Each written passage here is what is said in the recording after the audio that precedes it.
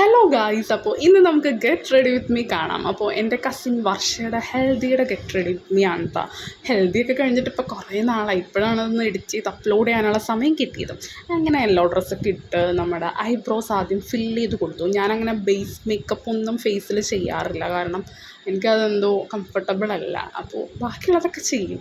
അങ്ങനെ ആദ്യം eyebrows fill ചെയ്ത് കൊടുത്തു, പിന്നെ ഐലൈനർ അപ്ലൈ ചെയ്തു, മസ്കാര ഇട്ടു, പിന്നെ എൻ്റെ ഫേവറേറ്റ് ലിപ് കളർ അല്ലെങ്കിൽ ലിപ്സ്റ്റിക്ക് ഇല്ലാണ്ട് ഒരു കളിയില്ല. അതിനുശേഷം ഹെയർ സ്റ്റൈലാണ്. ഇതൊരു വല്ലാത്ത ടാസ്ക്കാണ്, പക്ഷെ ഇപ്പം ഷോർട്ട് ഹെയർ ആയത് കാരണം പെട്ടെന്നെല്ലാം കഴിയും. അപ്പോൾ ഷോർട്ട് ഹെയർ എനിക്കിപ്പോൾ ഭയങ്കര ഇഷ്ടമായി തുടങ്ങി ഗൈസ്, കാരണം നമുക്ക് വലിയ പണിയില്ല. അപ്പോൾ ഹെയറൊക്കെ ഒന്ന് ഡ്രൈ ചെയ്തു, അതിനുശേഷം ഹെയർ സെറമൊക്കെ ഒന്ന് അപ്ലൈ ചെയ്തു, പിന്നെ മിഡിൽ പാർട്ടീഷൻ എടുത്തു, ഒന്നിങ്ങനെ ട്വിസ്റ്റ് ചെയ്ത് ക്ലിപ്പ് കുത്തി.